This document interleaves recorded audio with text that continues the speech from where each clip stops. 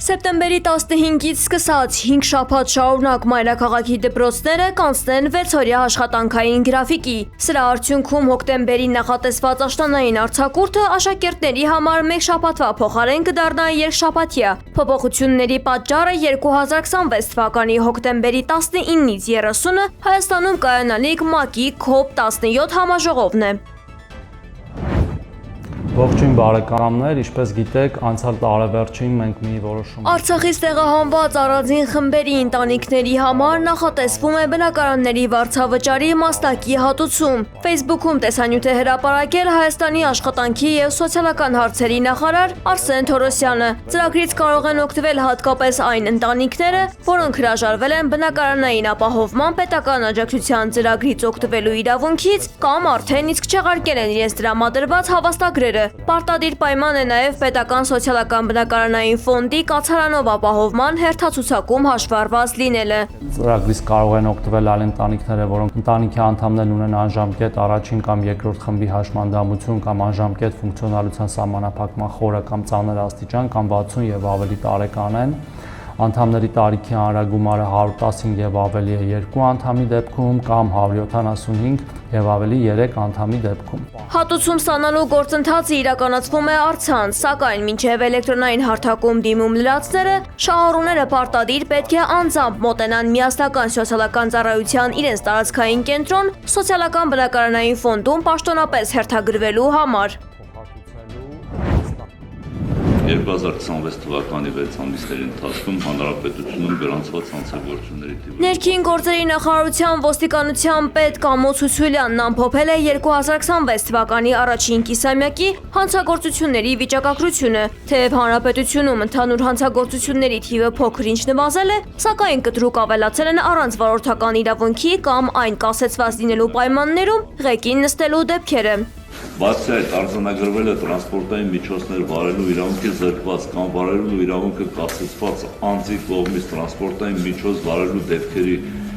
հայտնաբերման թվի աճ 3231-ով կամ 74.4%-ով։ Ոստիկանապետը անդրադարձել է նաև մարդու դեմ ուղղված ծանր հանցագործություններին, շեշտելով, որ սպանության դեպքերի ճնշող մեծամասնության հիմքում սովորական կենցաղային վիճաբանություններն են։ Իրավապահների համար գերակա խնդիր է մնում նաև թմրամիջոցների ապօրինի շրջանառության դեմ պայքարը։ Չնայած այս տարի հայտնաբերված ընդհանուր դեպքերի թիվը նախորդ տարվա համեմատ մի փոքր նվազել է, սակայն առգրավված թմրանյութի ծավալները մեծացել են։ 2026 թվականի առաջին կիսամյակի ընթացքում հայտնաբերվել է թմրամիջոցի ապօրինի շրջանառության 1545 դեպք, ինչը 196-ով կամ 11.3%-ով պակաս է նախորդ տարվա համեմատ։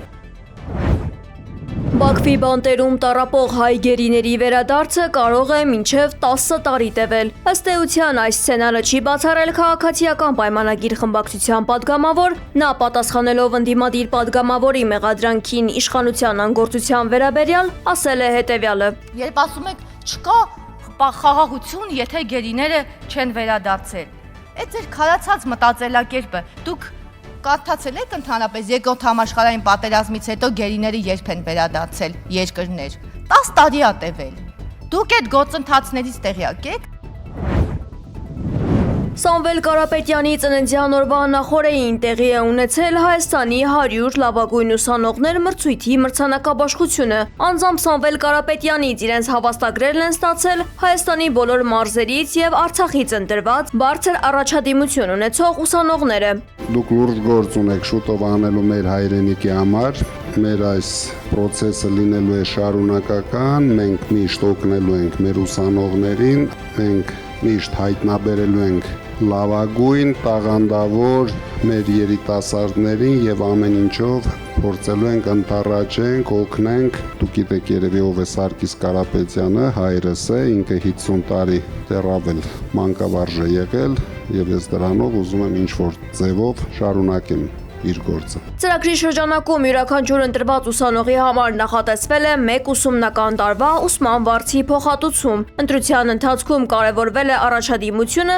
երիտասարդների նպատակները, կրթության նկատմամբ վերաբերմունքն ու ապագայի տեսլականը։ Շնորհակալություն պարոն Կարապետյան նման հրաշալի նախաձեռնության համար։ Կցանկանամ ասել, որ այս նախաձեռնությունը ել ավելի լավ հնարավորություն է տալիս ավելի վստահ քայլելու մեր իսկ ընտրած ուղիով։ Շատ շնորհակալություն։ Կարծում եմ բոլոր ուսանողների եւ երիտասարդների համար սա շատ մեծ ու հստակ քայլ է առաջ գնալու եւ ավելի ամուր կանգնելու մեր հայոց հողի վրա։ Հենց այն ժամանակ, որ ինձ պետք էր ու լուրջ եմ ասում, երկնքից ոնց որ նվեր լիներ։ Սա իրականում շատ կարևոր է առավել առաջ գնալու եւ առավել բարձր նշաձողեր դնելու լրացուցիչ մոտիվացիա է։ Սա շատ լավ հիշեցում է ու ազդակ, որ գիտելիքը միևնույն է արժևորվում է ու կարևորվում։ Շնորհակալություն։ Ուսանողը դա պետության կայուն հիմքերից մեկն է, ու երբ որ ուսանողը վստահ է, որ իրեն գնահատում են, ինքը դառնում է լավագույն հիմքը հետագա զարգացման ու պետության ամուր կայացման համար։ Կարապետյան հիմնադրամի գործադիր տնօրեն Գոհար Ղումաշյանը նշել է, որ հաշվի առնելով թիմ ընտրություններով պայմանավորված ուժի մեջ մտած սահմանափակումները,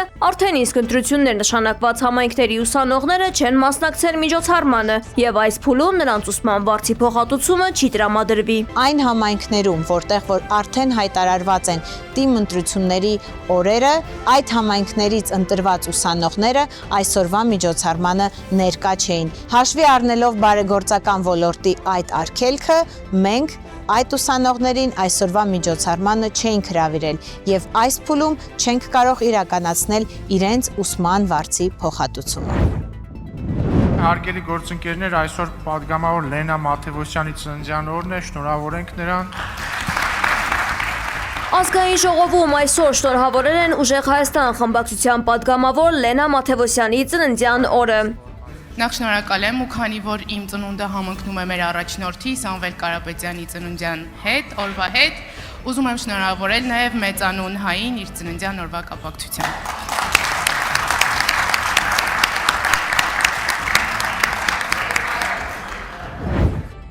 Մայրաքաղաք Մոսկվայի եւ Մարզի ուղղությամբ աննախադեպ քանակի ավելի քան 600 անօդաչու թռչող սարք է արձակվել։ Ռուսական հոբ համակարգերին հաջողվել է խոցել մոտ 118 ԱԹՍ քաղաքի մատույցներում եւ հարակից շրջաններում։ Հարձակման հետևանքով կան տուժածներ։ Հայտնի է, որ անօդաչուներից мեկը ընկել է Բոգորոդսկի շրջանի Ատլանտ պարկ համալիրում գտնվող Վալբերիզի պահեստի վրա։ В ответ на официальные просьбы законных правительств африканских стран Սերգեյ Լավրովը լուրջ մտահոգություն է հայտնել Աֆրիկայում գործող ապօրինի զինված խմբավորումների գործողություններում ներգրավված ուկրաինացիների վերաբերյալ, ընդ որում նրանք ոչ թե վարձկաններ, այլ կադրային զինվորականներ են։ Լավրովը անդրադարձել է նաև Պուտինի Ճապոնիային հղած բողոքին եւ Տոկիոյի քաղաքականությունն անվանել է ագրեսիվ միլիտարիստական։ Դիվանագետը հորդորել է Ռուսաստանին քննադատելու փոխարեն զբաղվել սեփական ներքին խնդիրներով։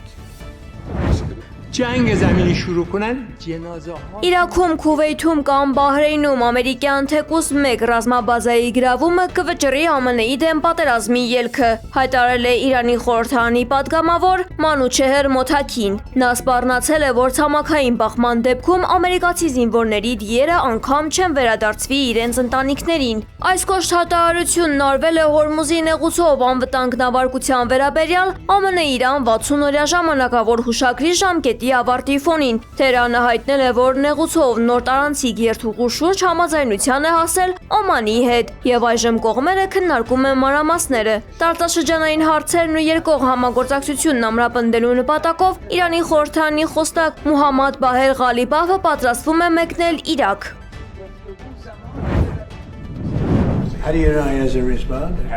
Վաշինգտոնը մտադիր չէ երկարաձգել Իրանի հետ կնքված 60-օրյա ժամանակավոր համաձայնագիրը, որի ժամկետը արդեն սպառվել է, հայտարարել է Դոնալդ Թրամփը։ Նա նշել է, որ Թեհրանը չի ընդունում ԱՄՆ-ի համար անհրաժեշտ պայմանները, իսկ ըստ Ջարեդ Քուշների ԱՄՆ-ն պատրաստ կլինի գործարքի միայն այն դեպքում, եթե Իրանը հրաժարվի միջուկային զենքի ստեղծումից։ Թրամփը նաև հայտարարել է Հորմուզի նեղուցի նկատմամբ լիակատար վերահսկողության մասին եւ ասել, որ իրեն դուր է գալիս նեղուցը ԱՄՆ-ի տարածք հայտարարելու միտքը։ Իրանը պետք է բարձրացնի հանձնվելու սպիտակ դրոշը, ասել է Թրամփը։ ԱՄՆ նախագահը սուր քննադատել է Օմանին, նշելով, որ երկիրը իրեն լավ չի դրսևորել Իրանի հետ բանակցություններում։ Նա զգուշացրել է, որ եթե Օմանը խանգարի ԱՄՆ-ի գործողություններին, Վաշինգտոնը կարող է ռազմական ուժ կիրառել։ Թրամփը դժգոհություն է հայտնել նաև Հարավային Կորեայից, հիշեցնելով, որ Սեուլը հրաժարվել է աջակցել ԱՄՆ-ին Իրանի դեմ ռազմական գործողություններում, չնայած այն հանգամանքին, որ ԱՄՆ-ն ապահովում է նրանց անվտանգությունը։ Նա հայտնել է, որ Կիմ Չեն Ընը պատասխանել է իր երկու երկրների միջև բանակցություններ անցկացնելու առաջարկին, ինչից հետո սոցցանցում լուսանկար է հրապարակել Հարավային Կորեայի առաջնորդը հեռախոսով Թրամփի հետ խոսելիս։ Թուրքիայի նախագահ Ռեջեփ Թայիպ Էրդողանը հեռախոսով խոսել է Դոնալդ Թրամփի հետ։ Ըստ թուրքական կողմի Էրդողանը կոչ է արել Իրան-ԱՄՆ հակամարտությունում առավելագույնս կիրառել դիվանագիտությունը եւ առաջարկել է Անկարայի աջակցությունը։ Նա Թրամփին ներկայացրել է նաև Թուրքիայի, Սաուդյան Արաբիայի եւ Պակիստանի միջև կնքված Մեքքայի պաշտպանության պայմանագիրը, այն համարելով տարածաշրջանային կայունության ամուր հիմք։ Անդրադառնալով Գազային, Էրդողանը մտահոգություն է հայտնել Իսրայելի աջող գործողությունների կապակցությամբ, շեշտելով, որ խաղաղության գործընթացը այժմ արդեն պետք է թևակողեր երկրորդ փուլ։ Ռուսաստանի մանկական խանութներից մեկում տղամարդը իր երեխայի աչքի առաջ հարվածել է վաճառողուհուն, ինչի հետևանքով կինը ընկել է հատակին։ Գնորդի զայրույթի պատճառը եղել է ապրանքի իրական գնի եւ գնապիտակի վրա նշված արժեքի տարբերությունը։ Միջադեպի առթիվ հարուցվել է քրեական գործ։